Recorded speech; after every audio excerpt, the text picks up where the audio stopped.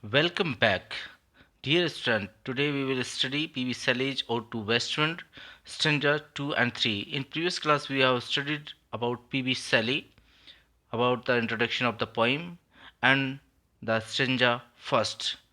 To flashback the previous class, I would like to give a brief introduction about the flashes of the previous class. The present poem was written in 1819 and it was published along with Shelley's musical drama Prometheus Unbound. Shelley was living in Italy at the time, as Shelley tells us in a note that the poem was conceived and chiefly written in the woods around the Arno near Florence in Italy. He wrote it on the day when the stormy wind was collecting the vapors that sent the autumnal rain. At sunset, as Sally had foreseen, there was a violent tempest of hail and rain, attended by an unexceptional thunder of cloud and lightning. It is one of the Shelley's greatest poems, as I told you in previous class. It has been called a matchless chord, but it is not easy to understand. The main difficulty in understanding its arise from the abundance of simile and metaphor, which follows one another with astonishing quickness. In the course of the poem, Shelley processes from magnificent realization of nature and nature's storm and peace to equally great and self description. Finally, he mingles nature and himself together in order to sing the golden age of mankind. In the first stanza, the opening stanza describes the activity of the west wind on land. The west wind drives the dead leaves before it just is as a magician drives away the ghost by his approach. The west wind scatters the seeds far and near and covers them with dust so that they are buried underground, where they remain like a dead bodies in their graves till the coming of the spring when they sprout into the plant which bears flowers filling the valley with the sweet smell and attractive colors. The poet addresses West Wind as a wild spirit moving everywhere, the omnipotent, the omnipresent, the destroyer and the preserver, the destroyer of the leaves and the preserver of the dead seeds. That's why in the last lines of the stanza he said that the O wild spirit, thou art moving everywhere, destroyer and preserver, here, O here. So these were the concluding lines of the of the stanza.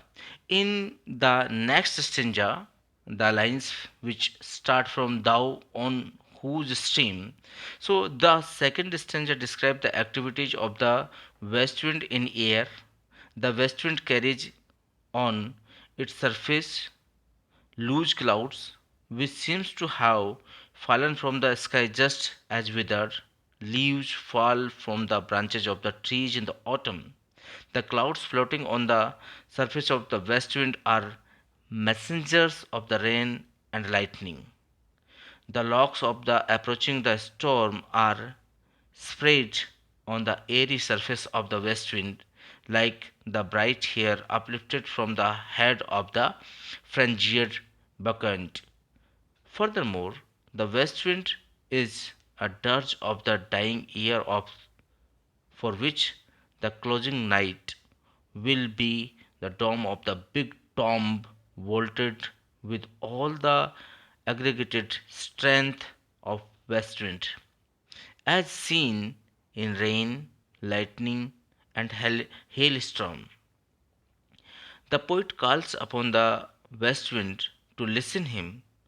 This stanza is an example of the to say uh, abstract imagery which characteristic or which characterizes much of Shelley's poetry. It is a remarkable also for its various similes and metaphors.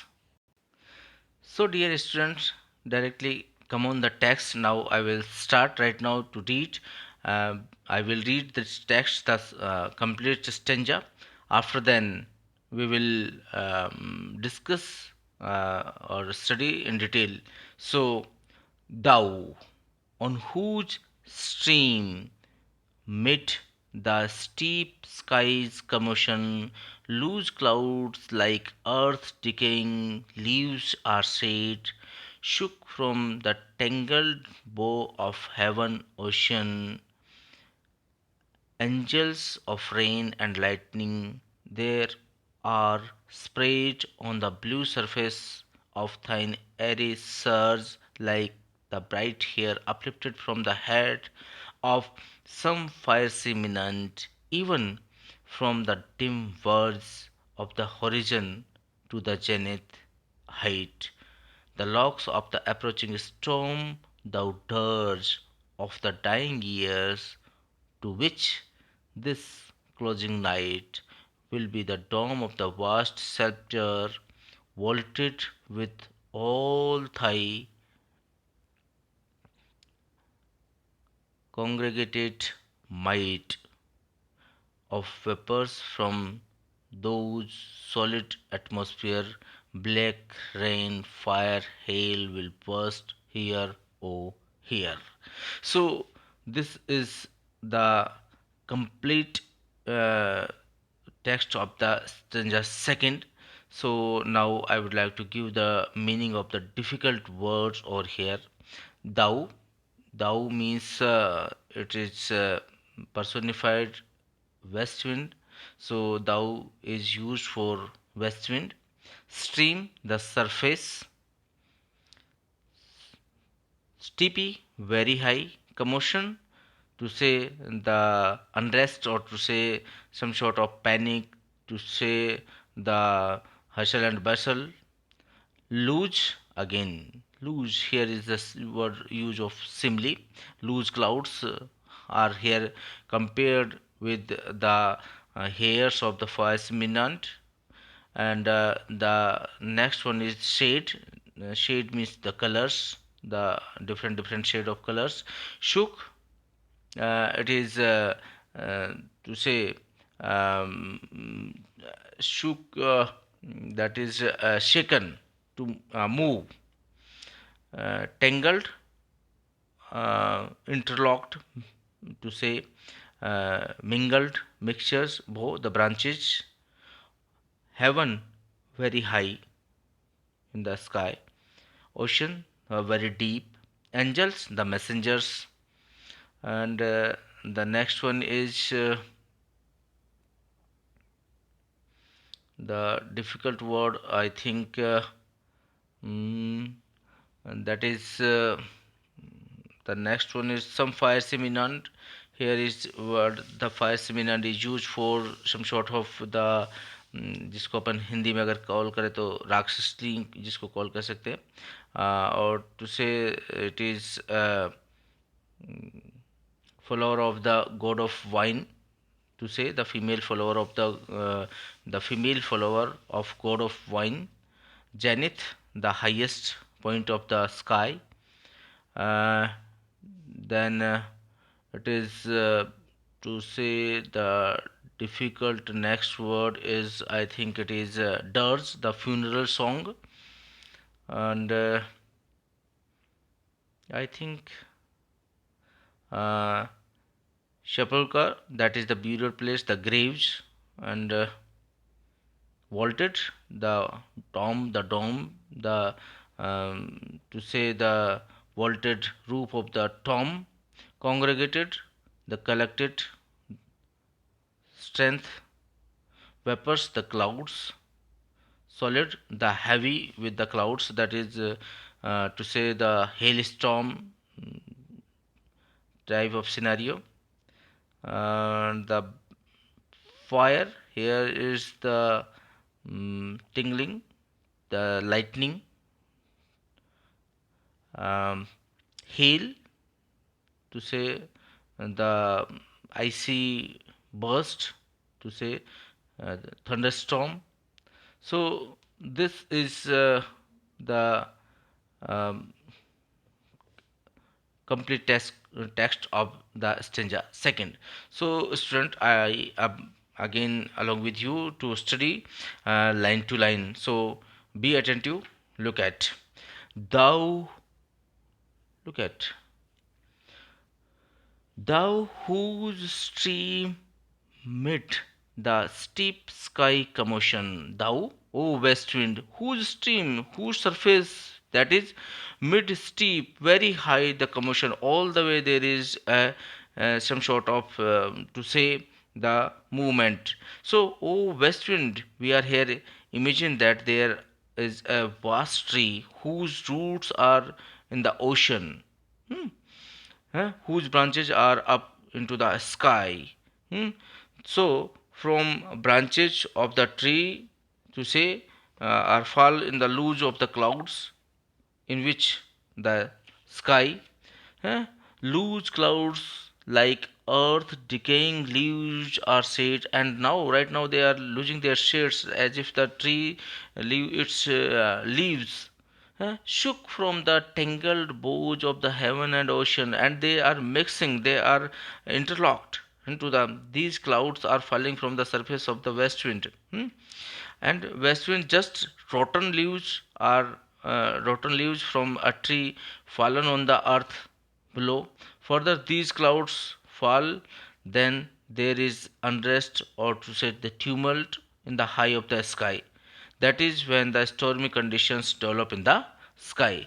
Angels of rain, lightning, and right now what happens?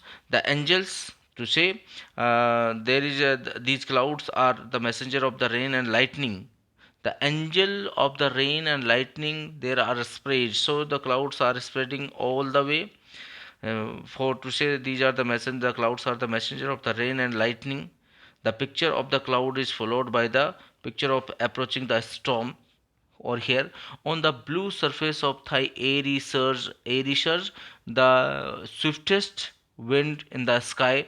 So in this time, the west wind is moving over the sky right now. So it is followed by the picture of approaching the storm. The black hair of the storm is spread on the blue waves of the surface of the west wind. Like how? Like the bright hair uplifted from the head, as if the hairs uplifted from the face of a particular to say lady. How it is अगर हम इसको different words में बोलना चाहे तो the hairs of the storm cover the surface of the west wind all over the way from the horizon in the highest point of the sky. The hairs of the storm spread on this way, just like to say the in disordered hair of some wild intoxicated, like as if कैसे of some fire imminent even from the dim words. Some fire imminent, a lady, a female follower of the god of wine, that is serving wine to the god of wine from dim versions, the black that is black covered. So here it said ki what the poet means or here is that the eyes of the traveler means the horizon of the highest point of the sky. Appearance in the sky indicates him that the storm is getting ready to blow. So the hair of the storm to say the hair of the storm spread over to say in this way, just like a disordered hair, some wild intoxicated female, the follower of the to say the god of wine. So in this way, it is a wonderful picturization of the to say this or here. And now the how it says the poet, Look at the logs of the approaching storm, thou dirge. The logs of the approaching storm, the dirge. Dirge means it's some sort of a funeral song. For what? Of the dying year. The year is, I think it is passing, to which the closing night, this closing night will, the year will, and so it is, it looks like it's a funeral song. And again, the poet says, what he says, that another picture of follows the west wind like a funeral song being sung over the death of a year, a huge storm. Then what happens? Then there will be a dome of the vast spulture burial grave, and there will be a big dome over the death of the year. Huh? So they said that the huge dome will be erected over the dead body of the year, the darkness of the night which is spreading over the death or the earth will serve the dome to dome. So it is a wonderful picturization, and this has been given a life by the poet. And here he says that what it happens, vaulted with all thy congregated might, vaulted all the way. There is the domes congregated, it's the collected of the collection of the clouds, and the clouds make some sort of a shape like a dome. The air which is which is a sign of power. So the collective strength of the clouds will be the vault or the arch of the roof, the tomb from the solid seeming the vaporous of the cloud in the sky will fall rain. And then what will happen? The vapors from whose solid atmosphere, the vapors, the stream which take the shape of the cloud, from whose the solid atmosphere, it is here the heavy clouds which are ready to thunder showers, the black rain. Then what happened? The black rain all the way there, there is the darkness and fire, there is the lightning, the hail, the thunderstorm, the foam, the burst that will open up. Oh here, oh here. The poet here again give calls Westwind to listen, because it is a wonderful picturization given by the poet. The collecting strength of the cloud will be, as I told you, the vault, the arch, the tomb. For the solid seeming vapors cloud in the sky will fall rain, lightning, and hailstorm. So it is a wonderful picturization here.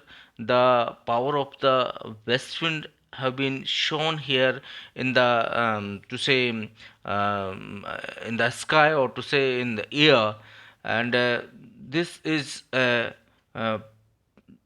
here in the 17th line. You look at the tangled bow of the heaven and ocean, the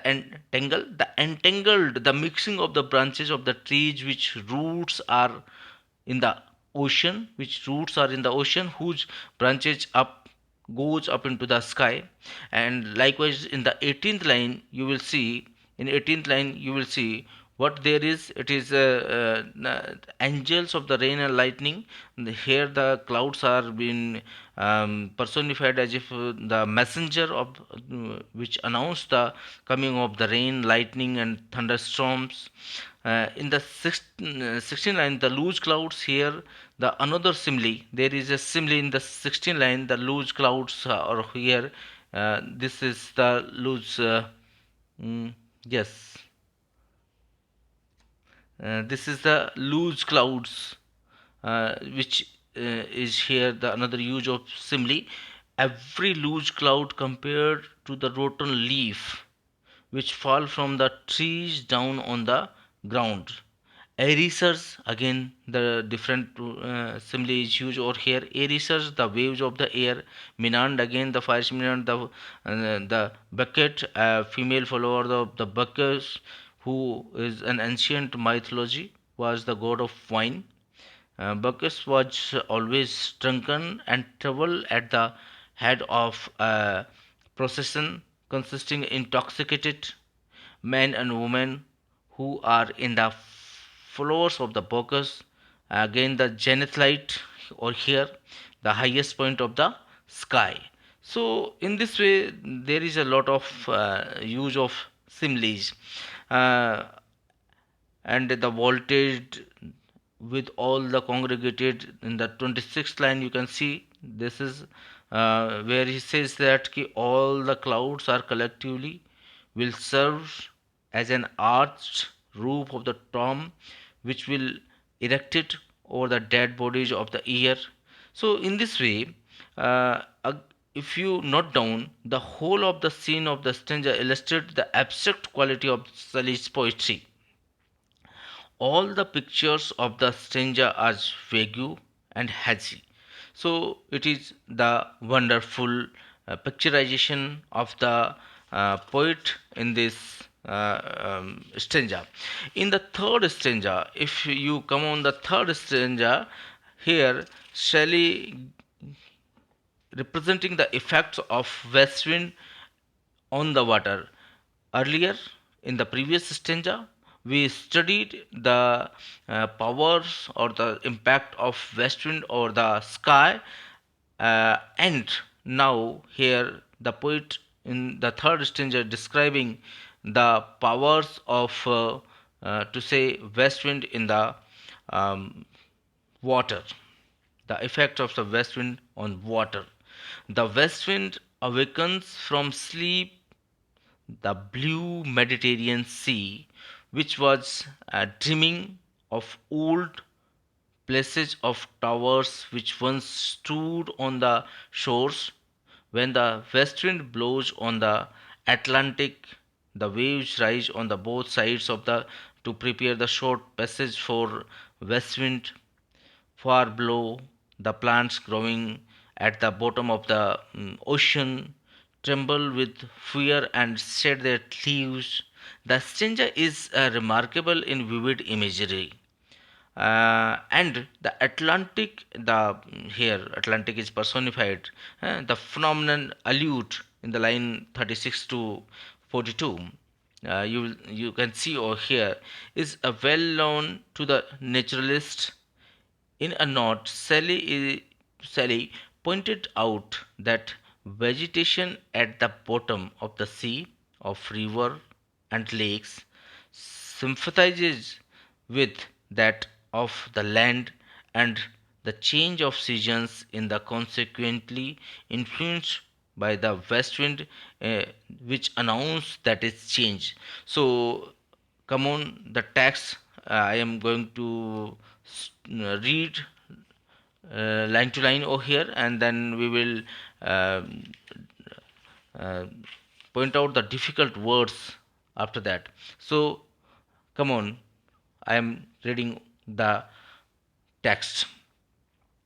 Thou who didst waken from his summer's dream, the blue Mediterranean, where he lay, lulled by coil of his crystal stream, besides the Pemis Isel's Bay's Bay, and saw in sleep old places and towers quivering within the waves' intenser day, all overgrown with azure moss and flowers so sweet, the sense faint picturing them, thou for whose path an Atlantic level's power craves them into the charge while far and below sea blooms the ogee woods which wears the shapeless foliage of the ocean.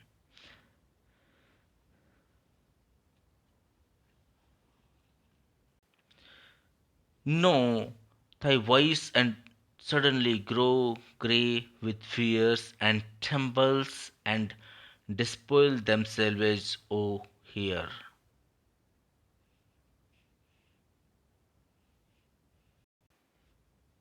So the difficult words in this text, the in here in third stanza, there is the impact on Mediterranean Sea. So the Mediterranean Sea is the Prasant Mahasagar to say, lay it's laying, lulled, calm, coiled, mage, to say in rounding, round in the shape, crystal, the pure, sparkling. Besides the pumice, Iceland formed by the volcano, base bay, the base near the Naples, the base of near the base of Naples, quivering. It is some sort of vibration. Then the intentional date, the dense shade light, the very strong light, and then the azure sister, azure moss, that is the moss that is azure, that is mingled, interlinked. Then themselves chasm, there is the some sort of the deftness. Then shapeless, that is there is no fixed shape. Uji woods, the to say the vegetation of the bottom of the sea. Uji woods, the liquid woods, the plants. So this is the difficult words in the text. So now I'm going to explain the text line to line. So come on. Thou who didst waken from his summer stream, O west wind, thou waken! You awake the Mediterranean Sea, who is dreaming during the summer's day. The blue Mediterranean Sea, where he lay, the Mediterranean Sea is sleeping. So the west wind has by its violence and fury disturbed the Mediterranean Sea in his sleep. During the summer of the Mediterranean, has been or had been soothed the pleasant sound of the breeze, or to say the bright river which fell in the water had gone sleep near the Iceland. And his where beside the pumice isles of the Bay, besides near the isle formed by the volcanic lava, the base bay, the near the base of the Naples, and saw in sleep. And what the Mediterranean Sea is during sleep, it's watching some sort of the to say dreams, the old places and towers. It is just imagining the old towers and bowers. In its sleeps, the Mediterranean Sea had seen the dream of the old places of the towers slightly trembling, hmm, in the bright, clear light of the ocean, where the motion flowers, what it happens, and it sleeps in the places of the towers, quivering within the waves of the intentional daylight. And all these quivering, the all inside towers and bowers of the inside the Mediterranean Sea begin to quivering, beginning to shiver within the waves of the intenser daylight, as the daylight, the denser light, the say the clear light of the ocean, where the most flowers such over vaporing, or to say the overpowering sweetness, or grow in the very thought of them would make them feel drowsy. And then what it happens, then all overgrown with azure moss of the flowers, and all the way there is the grass inside the Mediterranean Sea, so sweet, it is very sweet. The description is given here by the poet is very interesting, that it is thoughtful of them make feel drowsy. eh?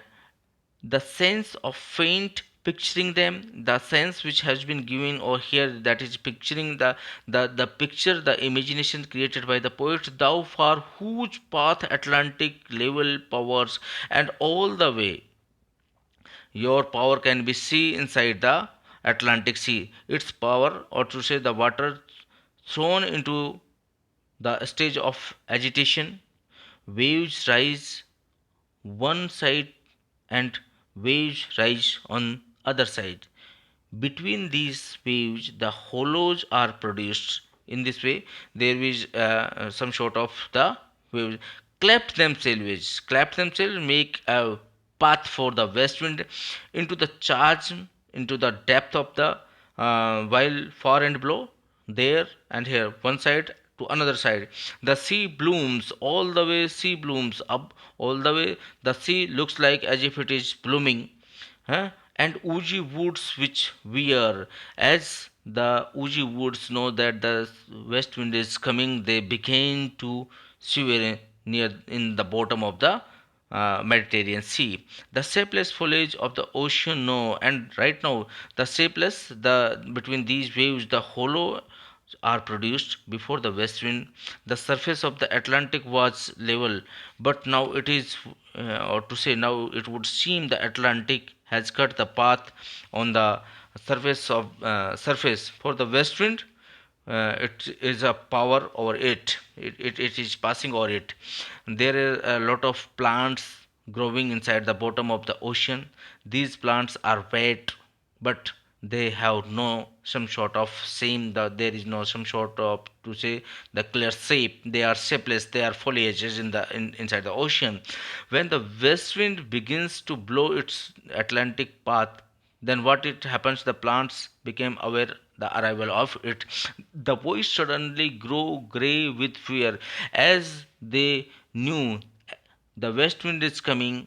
The voice of that west wind, as they listen, the Uji woods, they begin to fear. And what they do, they tremble and dispose their themselves here or here. And then what happens? They tremble, they begin to tremble and despoil to live, to shed their leaves. So what they happen? They begin to tremble with the fear. In the state of fear, they shed their leaves. Just in the autumn, the trees shed their leaves. Likewise, inside the ocean, the Uji, or to say the tree, as they know that the west wind comes, they begin to tremble and they shed their leaves. The plants at the bottom of the ocean also shed their leaves. The approach of the west wind is a signal to these plants shed their leaves. Hence, the plants are imagined as feeling frightened of the west wind. So, here the Mediterranean Sea, and there is the two term has been used in this stanza, the Mediterranean Sea and the Atlantic Sea. Both are personified over here just as an autumn, spring, the storm, the year, and the west wind have been personified before. These personifications, or to say these personifications shows Shelley's myth making power. The It is the power of obviously Shelley which presents such a wonderful text, or to say give the present wonderful presentation in this poem. So, students, now I'm stopping myself, and we will study stanza 4 and 5th in the next class. If you have any problem, you can contact me, you can call me, you can message in the message box. I will try to solve your problems. So, till then, bye bye.